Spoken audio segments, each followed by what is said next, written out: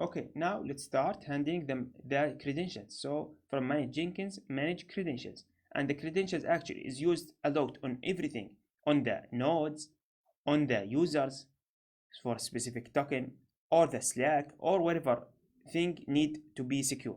Okay, so let's click on it.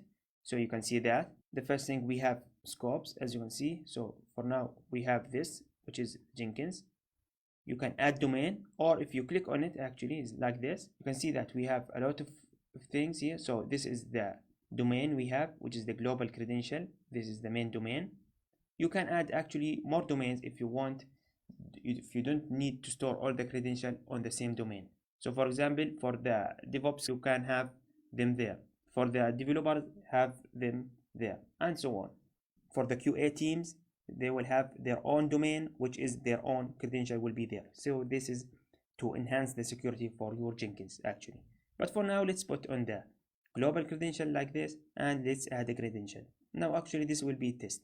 Now here you can see that we can add username and password, GitHub app, as such user with private key, secret file, secret text, certificate.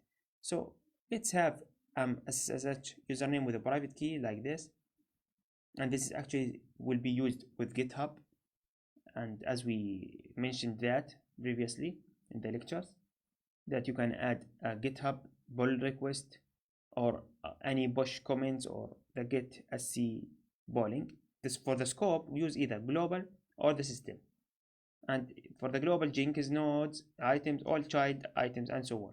But for the system, Jenkins and nodes only. Okay, depends on what your needs actually. The ID leave it as is, because this is generated by Jenkins. The description, put the description you want.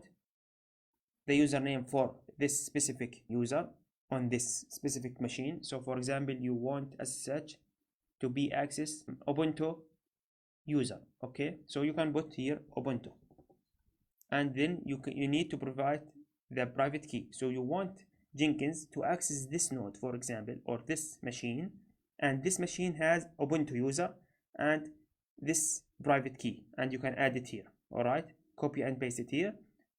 And if you have a passphrase for this private key, you can just add it here. Okay, now if you don't have any private key, actually you can go to the Ubuntu machine here, which is another node, and there you can generate the SSH key with the passphrase and provide them here, and everything will work fine. Okay, now don't worry about the nodes, about external nodes and so on. This will be handled on a separate lecture, but for now just I'm telling you how to use the credential. Actually we will have this as a hands-on in the next lecture, where we will start creating another nodes, not the master nodes. And actually I will give you a good explanation what is nodes, what is the master nodes, what is the slave nodes, and how to connect them with each other, how to use the credential for that in a very practical way. Okay, don't worry, I will see you there.